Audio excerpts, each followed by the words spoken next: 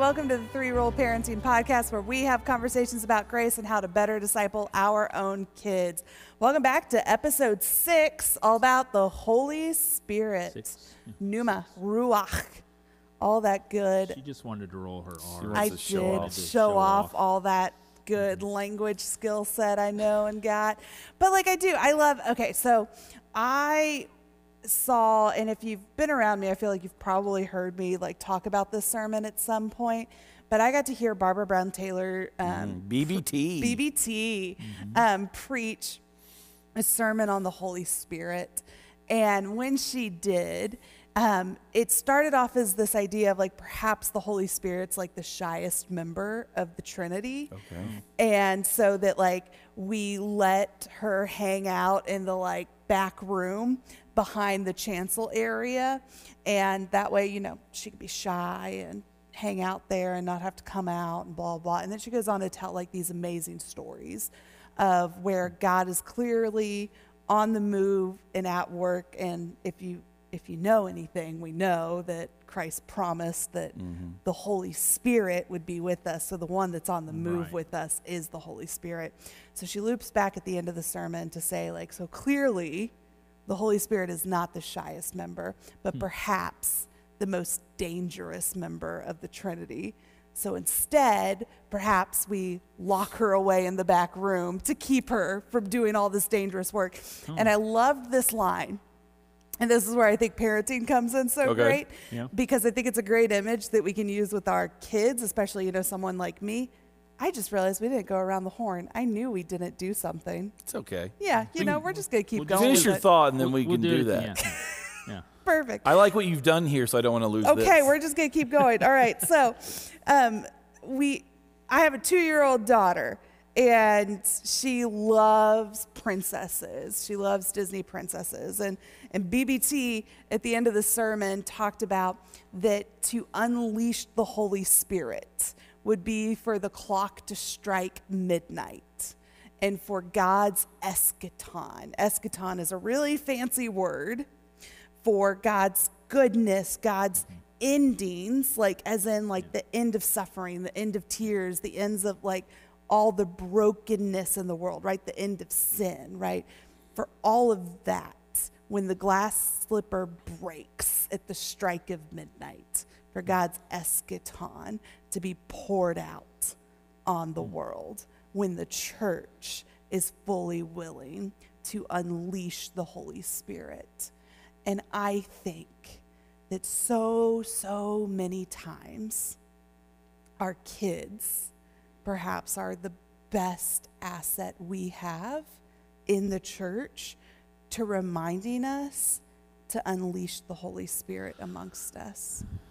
So, hey, I'm Pastor Melissa. I'm the lead pastor here at First United Methodist Church of Cleveland, and I have a 2-year-old daughter named Ellis. I like the segue this time. My name is Reverend Bill Malden. I am the associate pastor working with families here at the church, and so I work with children, students, and their families. And I have a senior son and a junior daughter.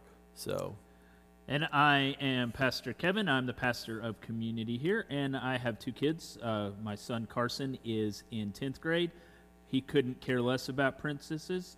And then I have an 11-year-old daughter, Courtney, who loves Disney princesses, which sometimes can get on a father's nerves just a bit. But although technically Princess Leia is now one of the Disney princesses, so that should work for you. That is true, but it was tough that when she loved Frozen growing up, and I would sing it to her every night, but I would make up my own words.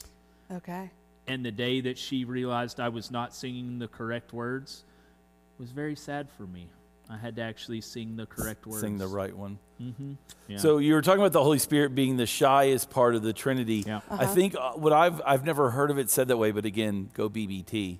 But the one that I've always noticed is it does seem to be the forgotten part of the Trinity. If you hear if you hear the language of the church, we talk about God. We talk about God the Father a lot. We talk about Jesus the Christ. We talk about you almost never hear sermons, and even especially the place where I think it's most appropriate should be in our prayer talk. When we're talking about come God, be with us, fill us. That really, if we're talking about that part of the Trinity, most aptly we're talking about the Holy Spirit. Absolutely. And it's so missing, I think, in our theological conversations, our sermons often, but even and especially I think it's missing in our prayer life. So I like that we're talking about the Holy Spirit. Yeah. I don't know if the Holy Spirit, she is the shyest, but I think she is definitely the most forgotten. Oh, and absolutely. I think to your point, I love that you're talking about. I was like, I think it also is one of the things that has hurt us so much as the church, and especially as the American church, because we haven't seriously talked about and wrestled theologically with the Holy Spirit being on the move and active. We talk about what God did, what Jesus did, rather than what the Holy Spirit is doing or will do. Yeah. And so that lets us off the hook. We like to keep our faith in the past. Or even that Christ will come again. Right. We talk about what Christ has done and what Christ will do, but like we forget that like Christ promised, right? Like the grand promise of Christ as Christ is leaving earth from the disciples is like, I leave you the advocate, counselor, comforter, which is the Holy Spirit. Like, I leave you this gift of the Trinity. I leave you my Spirit. Well, and I think even when we talk about Jesus leaving the Holy Spirit with us,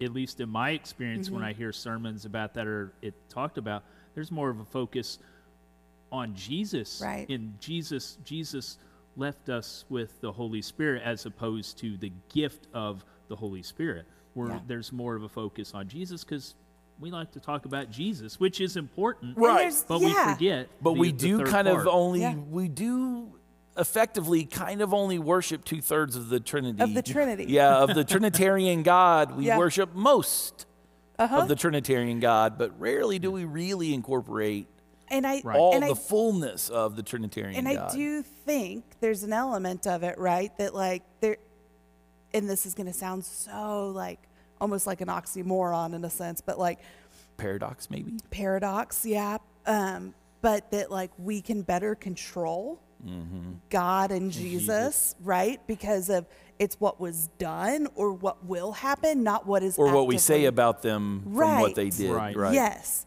Versus the Holy Spirit is the one that is with us and on the move. And so And wild. Working within us, and sometimes we don't like to talk about that. Yeah. And I mean, even in our Wesleyan heritage, the cross and flame, the flame is meant to represent the Holy Spirit, and we forget that part of our heritage. And like, but I think that's such an apt representation of the Holy Spirit, like is this idea of fire, right? Like come down at Pentecost, the tongues of flame, right? There's this element of like, I can't help but think of parenthood and think of, raising my daughter. There is so much that I do have control of that I can shape her environment.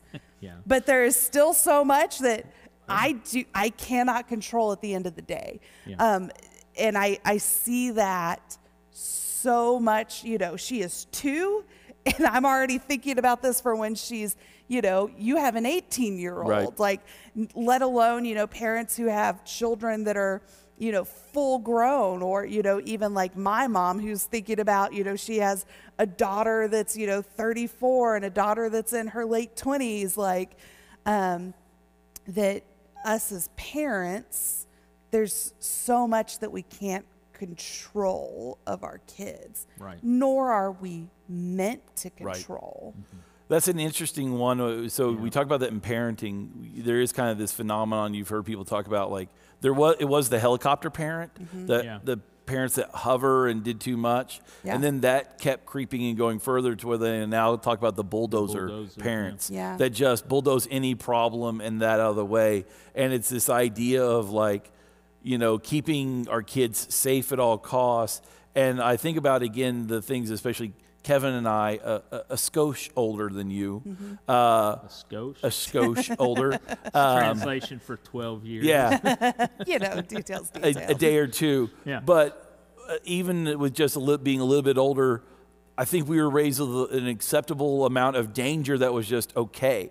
That I think it's funny the stuff that we look back at from like even our childhoods of like, nobody would have batted an eye and that was fine. And now you would be like, okay, they're going to call CTS and you're going to lose your children. Yeah. And that would have been totally acceptable. And I look, and some of those are good that we've gone like, that some of those things were like, that was a really bad idea. Yeah, like riding our bikes through the neighborhood and going to that was okay. That was, that was good. That was very much part of my childhood. Yeah. Riding in the back of a pickup truck, right? For across town, probably not the best idea. Yeah, it was well, and I think about this when I laugh, and I know we should be safe, but like I think about it with just like wearing bicycle helmets to ride a bike. Like I look at that from my childhood, and I'm just like, nerd.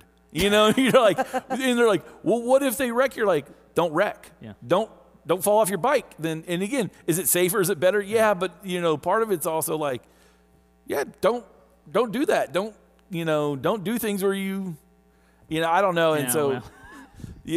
I'll share a funny story, not on this, but later with the bicycle helmet and being safe, and even as an adult where I'm like, I'm not going to wear that.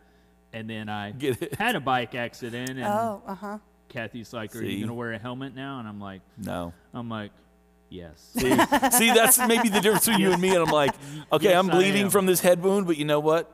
No, I'm not going to wear that.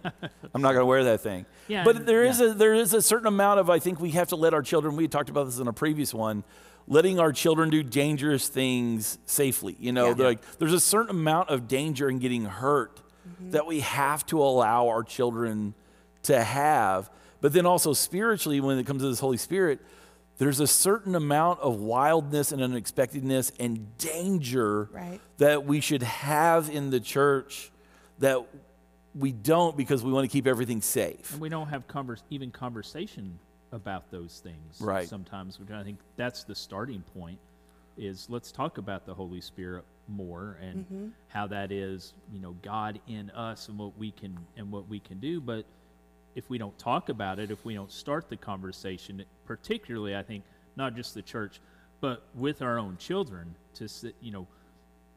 my kids know a lot about Jesus. Jesus is talked about every week and in church growing up, and when I'm ready to accept Jesus in my heart. That's both my kids said that at some point. Didn't say anything about the Holy Spirit in that conversation, and part of that's probably on me, and part of it's probably just on the church, just not talking about it with our young people enough. Yeah. So if we take all these ideas of who the Holy Spirit is meant to be and the best of our kids, what is it as parents we can offer our kids? So one of the ways that we talk about the Holy Spirit is this idea of being the advocate, the paraclete, right? And so I think that's one of the things that we can take from the idea of the Holy Spirit is, what can I do to advocate for the best of for the best for my child? But that's different than like that bulldozing, doing everything.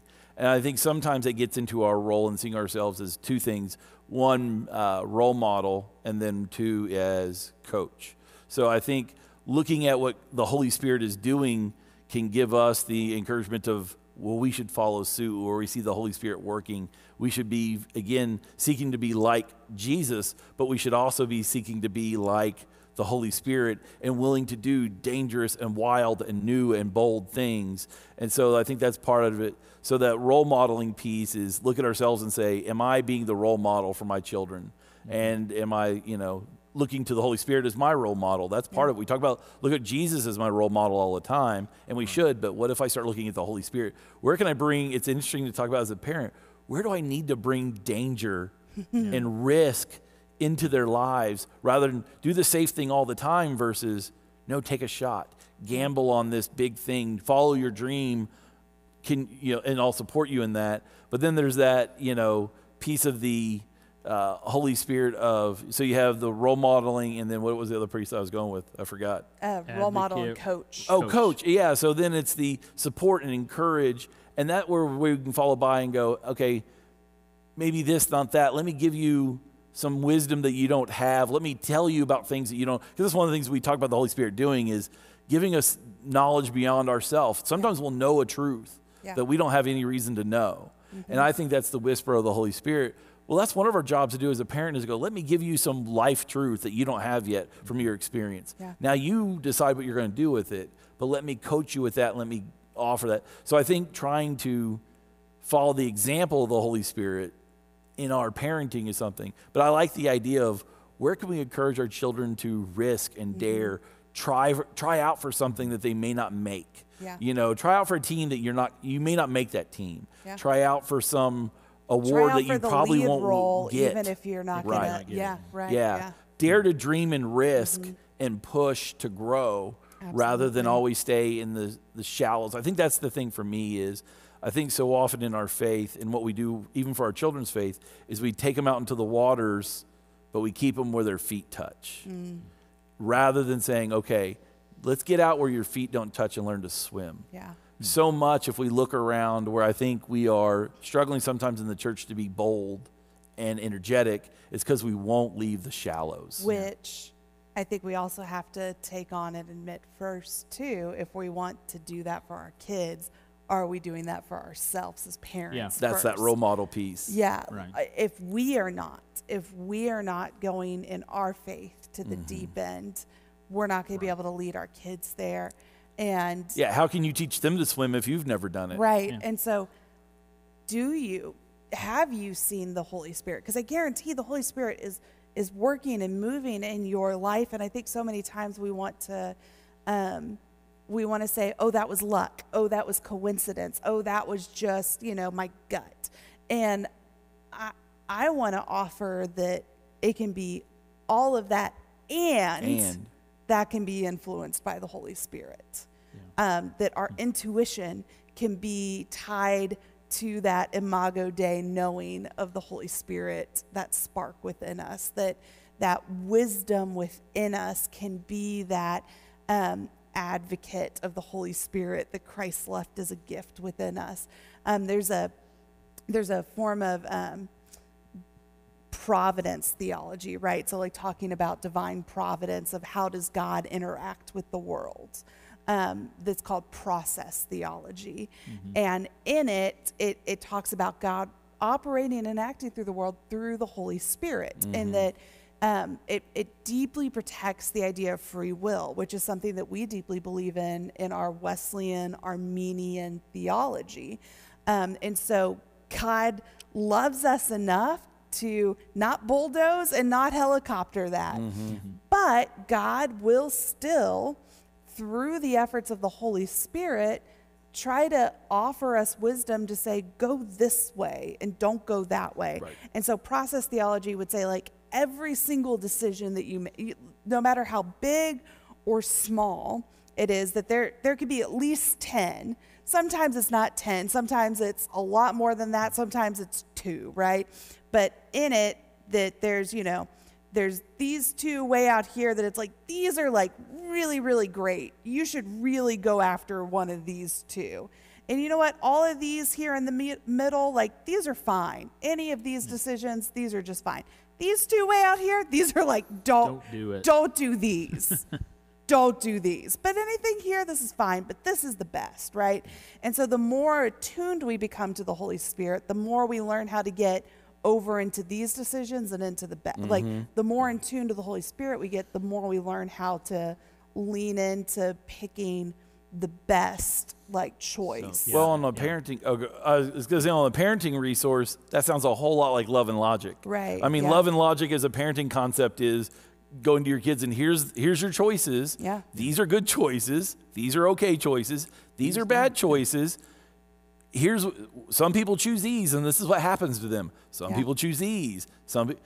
Now make your choice. Right, So yeah. it's again how we parent and how we understand God. Yeah. And this is one of the things that we've been wanting to really make a point about this whole thing is how we understand God and how we parent get really tied up together. Yeah, and I think you use the term being in tune, which just brings me kind of to this point that we don't talk about the Holy Spirit enough, and is it difficult to talk about the Trinitarian nature of God, Jesus, and the Holy Spirit? And so for me, it starts with understanding and focus on the Holy Spirit. It's not an easy concept sometimes for adults, much less children, to understand. And there's this thought that it was an article I read in seminary, one of those that we didn't even talk about, but we had to read it because it might be So on the important. quiz. And I'm like, why am I even reading this? But it was talking about the Trinitarian nature through the arts, and it talked about music and an understanding that, okay, you have God, you have Jesus, and you have the Holy Spirit.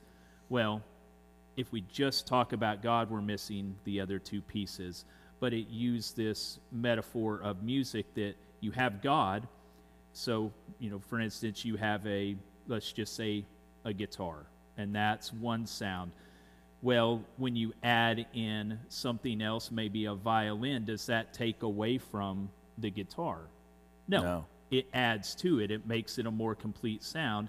And then you add in a voice, you add in vocals, the Holy Spirit, and it makes it resonate even more. And so when you talk about the three of the God, Holy Spirit, and Jesus together, it's a more fuller picture of who God is, who Jesus is, who the Holy Spirit is, and that you combine all those three and you talk about all of them, but sometimes we just don't talk about that third aspect enough. Right. So I think for me and for, I think, helping with parenting, you focus on that just a little bit more. Make that a direct conversation you had with your kids. What is the Holy Spirit? How do you understand, or how do you explain the Holy Spirit to your children? I think focus on it. I think one of the reasons why we often don't do that, though, is I think it's hard to explain sometimes because it's such an experiential thing. Like, I was working with my daughter the other day. She's working on getting ready for her driver's test. We were actually out in the parking lot of the church working on some things, and she was like, were you doing donuts in the... Close. Okay. We were working on like parking and parallel parking stuff. But she was like, okay, she was working on like how to pull into a parking space, like especially when it's on the other side, like you have to pull over to then pull out and go straight, then turn and straight, all the little things. And she was like, no, just explain it to me. And I was like, I really can't. I was like, you have to do it. Exactly. I was like, get out of the seat, watch me do it a couple of times. And she was like, can't you just explain it to me? And it's like, I really can't. I was like, I don't drive by thinking about it. I drive by just my body knows what to do. Yeah, you know what and to do. The only way I'm going to be able to explain this to you is to show you. I don't think I'm going to be able to walk you through. And I think a lot of it's with the Holy Spirit. And I think that's one of the problems. Exactly. I think one of the problems is we also haven't set up and encouraged or shared about maybe our Holy Spirit experiences, those ecstatic experiences. I know in talking with both of you, we've all had those kinds of Holy Spirit moments that go beyond the rational, the normal, and that's kind of, but you can share those moments, but we often don't because we don't know that everybody's had it, and we don't want to like make them feel uncomfortable, and so that's one of the problems, I think, is that because it's such an experiential thing, like my true appreciation of the Holy Spirit didn't come from seminary or anything I read.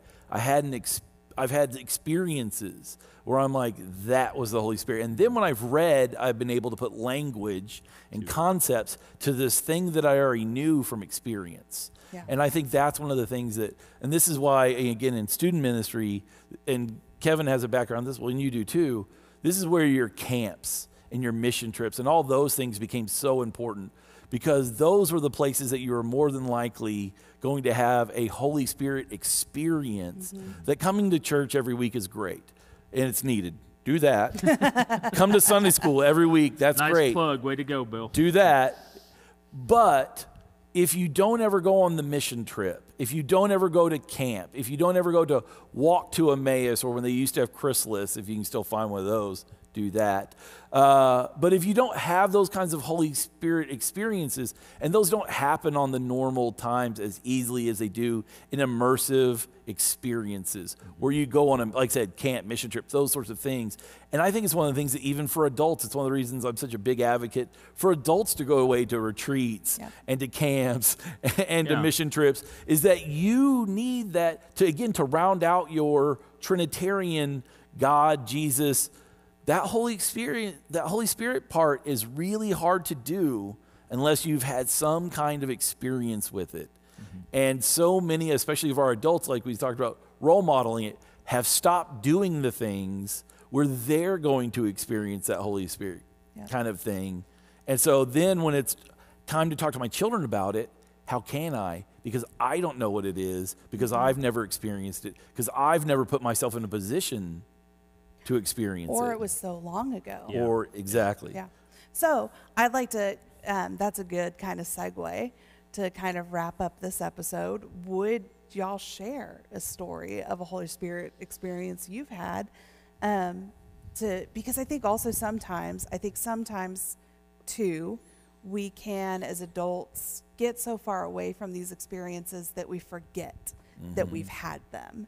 And so hearing other stories can remind us that, oh, I have been there. I have had that experience, that story. So would y'all share a story?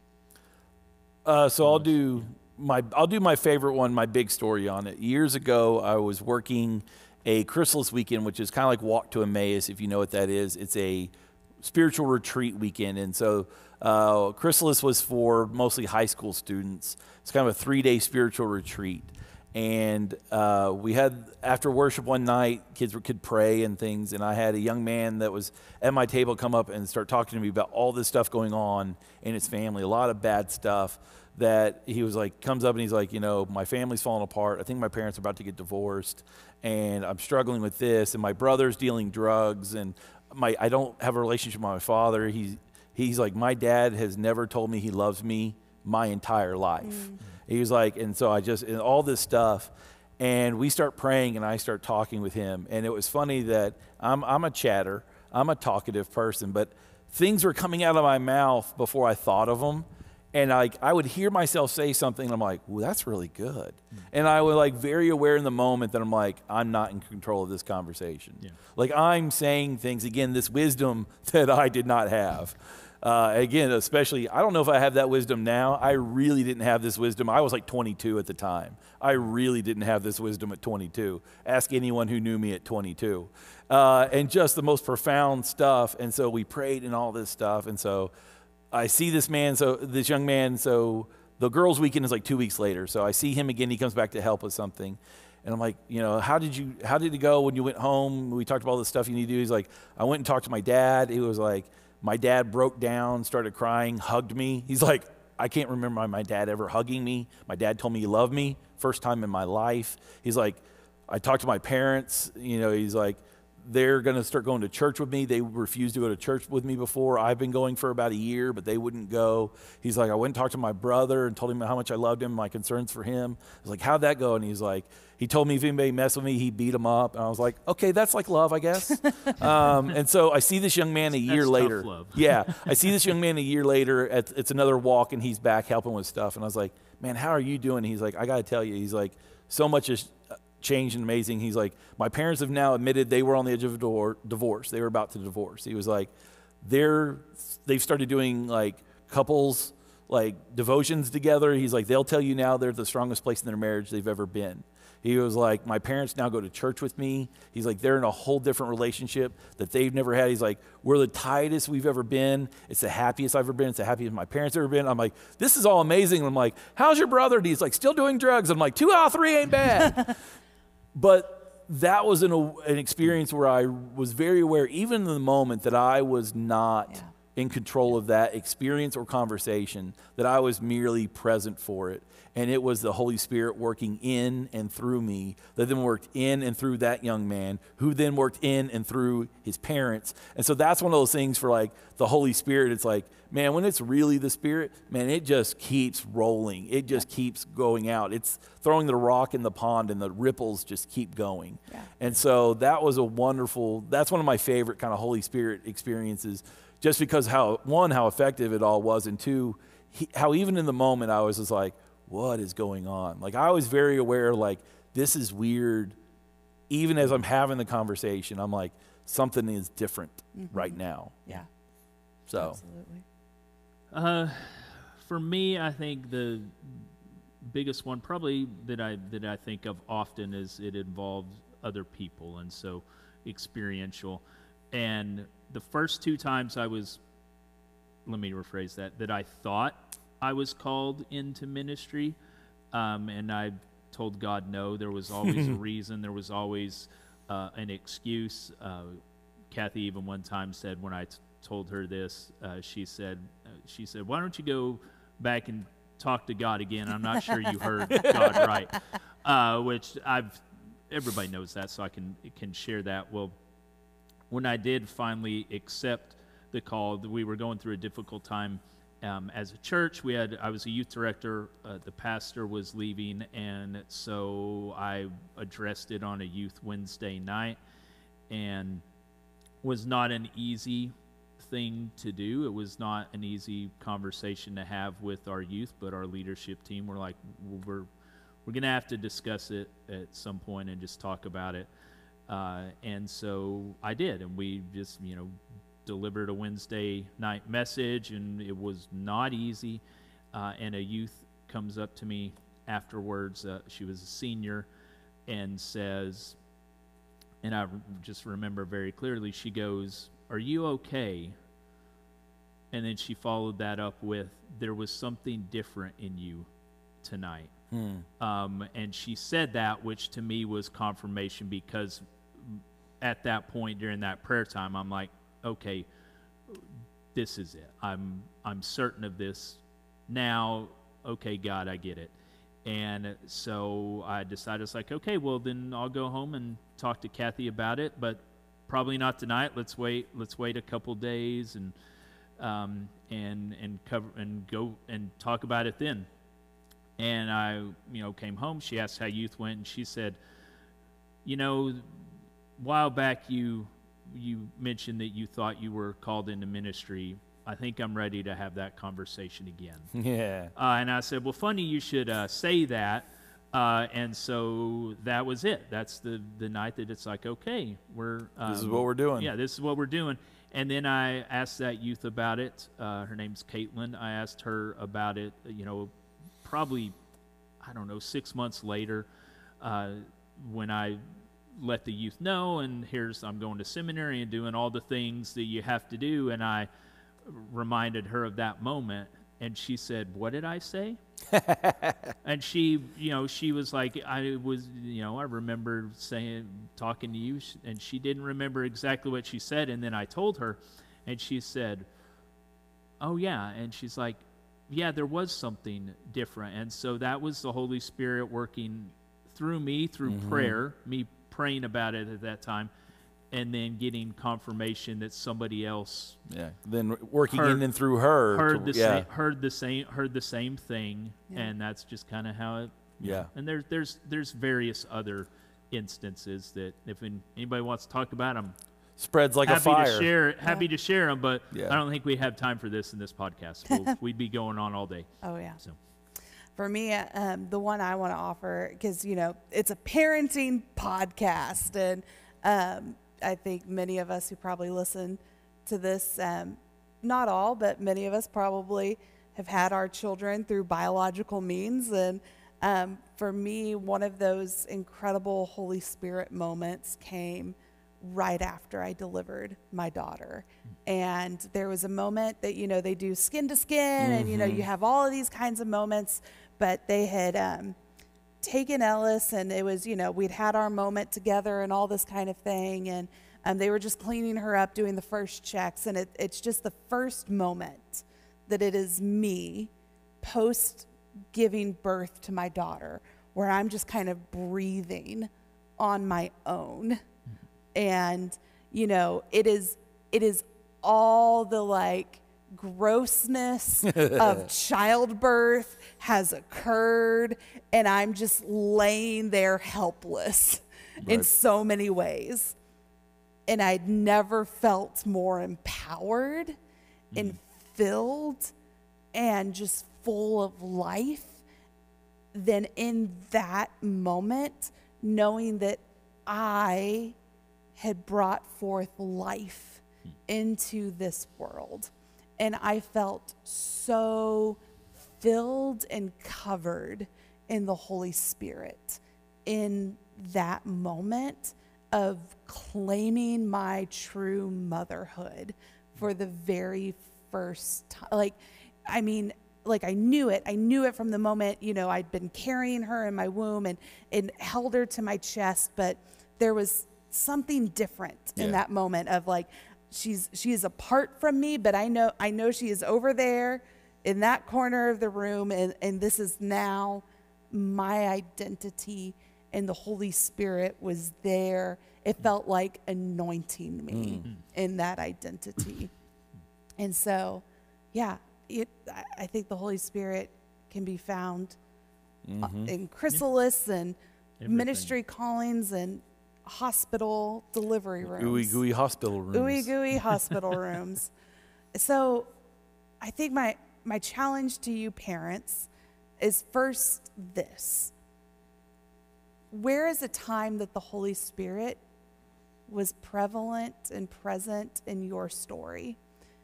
And you know what? You might not have even realized it was the Holy Spirit. And that's okay. You can now, after the fact, go back and know that, oh, that was the Holy Spirit.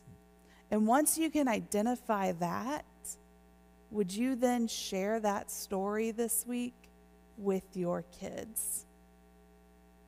Thanks so much for joining us this week on the 3-Rule Parenting Podcast. We're going to send you out with this benediction, the blessing of this podcast. Would you go out to do no harm, to do good, and to stay in love with God? We'll see you next week.